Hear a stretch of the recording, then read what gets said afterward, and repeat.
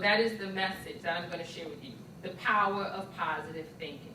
And so often we do not realize that what we think about becomes what we speak about. And what we speak about becomes what we do. What we do, it's such a quiet process that we don't even realize it. I mean, if you sit and you dwell on something, emotionally you're upset and you're thinking about something in your head, something you don't like, and you dwell on that, it intensifies. The angrier you become. The angrier you become as thinking about it, guess what? You start speaking that anger, right? And then you get yourself all worked up speaking that, and then you take action. Well, the same thing works when you have positive thinking.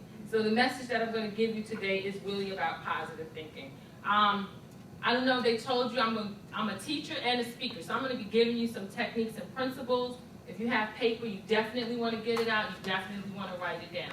The things that I'm going to be sharing with you are things that I want you to go back and read when you're in your quiet space and really be honest with yourself.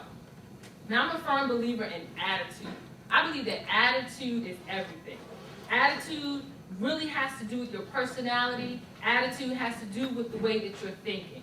There's something that I call the 90-10 principle. Have you ever heard of it?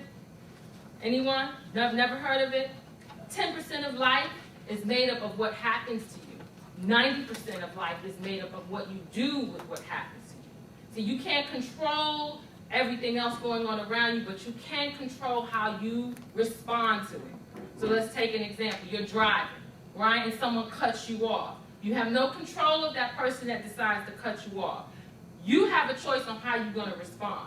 You can be like, bless him, Lord, thank God that I'm safe and didn't get in an accident, and keep a positive attitude.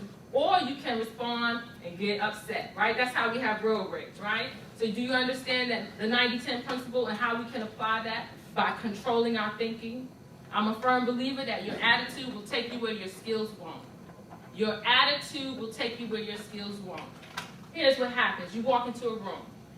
You have a positive attitude. You have an attitude of service. You want to help, right? Something's going on in school around people and you just want to go up and be a part. You have a positive attitude. You never know who's watching. You don't know where your opportunity is going to come from. So by having a positive attitude, even if you lack the skills, that person may come up to you and say, hey, how about getting involved in this?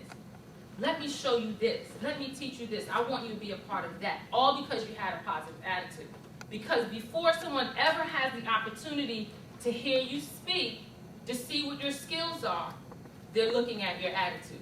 And your attitude is dictated by what you're thinking about. So if you have positive thoughts, you're going to exude a positive attitude.